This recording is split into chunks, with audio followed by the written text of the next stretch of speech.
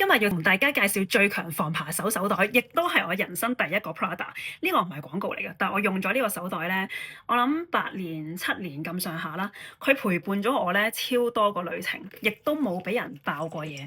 你係唔會可以喺呢個袋度偷到嘢㗎。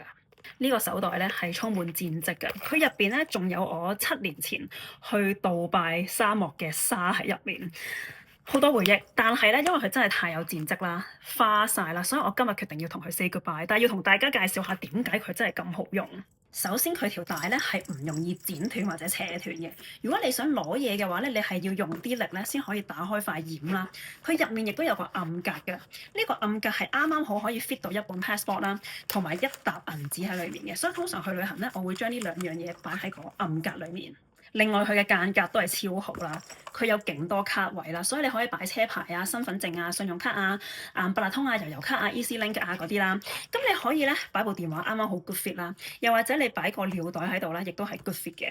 咁你可以擺紙巾啊、唇膏啊，擺多幾支都仲得。